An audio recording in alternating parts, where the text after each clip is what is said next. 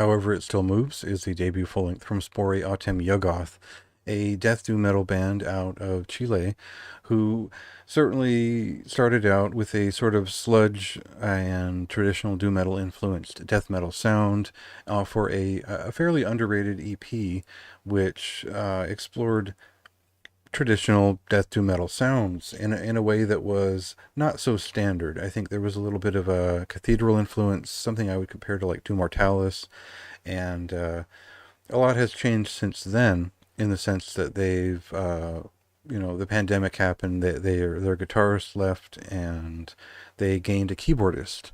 So that changed their sound quite a bit. If you were one of the few people who was familiar with their first EP, you'll find that this new record, or this full-length debut, is less focused around the riff and the big jogging moment, and more influenced by a more somber and atmospheric style of death doom metal. So instead of describing that right off the bat, we'll just listen to one of the songs, or a clip of one of the songs, and get there.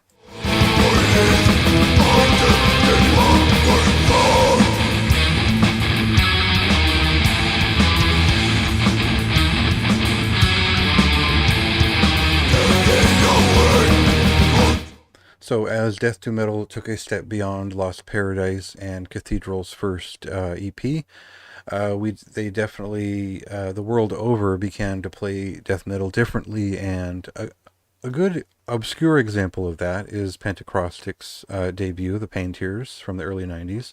But we could also look to shades of Night Descending from Evoken. And those two releases are where I would kind of start looking for ways to describe, or places to describe, elements of Sporae Autem Yuggoth's debut full-length, because there is a heavy presence of keyboards, which is both melodic and atmospheric driver between piano-based melodies and atmospheric kind of celestial synth, as well as this just being a kind of an old school death doom metal band in terms of riffs, deep growls, and that sort of inventory of early to mid 90s death doom, particularly in the British and Scandinavian quality, which does touch a little bit upon everything from like the second and third Tiamat albums, all the way up to maybe even some early funeral death doom.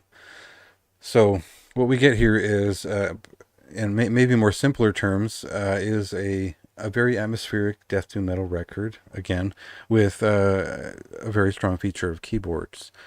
So where does the conversation go from there about this album? I think that it really has to boil down to the fact that there are 3 or 4 very long involved songs on here, which are about 10 to 12 minutes, and there's a few that are about 6 minutes, which are quite good, and the shorter songs get eaten up by the longer songs on this very quite long album. It's about an hour long, and I don't see, it erases some of the impact and value of those 6 to 7 minute pieces, when the longer pieces are much more involved and developed and have a long build up and a bigger payoff.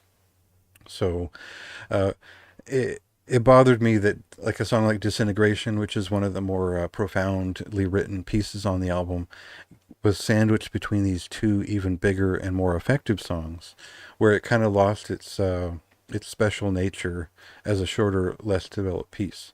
So it's not that any of that's bad, it's too much of a good thing, if anything. So it's not really a complaint. It's more that the listening experience began to consume itself with so many ideas packed into 1 hour-long record. And it reads incredibly dense with ideas, and all of them pretty good and representative of 90s death doom metal. So if you're a fan of that, there is just a lot packed into this record that, if you like the throwback feeling of keyboards and death metal from a certain era, you'll really appreciate this style, which even kind of touches upon some neoclassical rhythmic touches along the way. So there's some cool stuff in there. It does feel like the Lovecraftian name that it has, and really was a record that I appreciated and continue to listen to fairly often. So A high recommendation for me. I think that they could certainly edit down a little bit and be even more potent per release. But this is like a very enthusiastic and impressive debut, which, you do feel some of the conflict of all these ideas pushing around together. But ultimately, it's a pretty great debut from a band that most people probably haven't heard of. So definitely worth checking out. You can read the full review on the website and check the album out next week.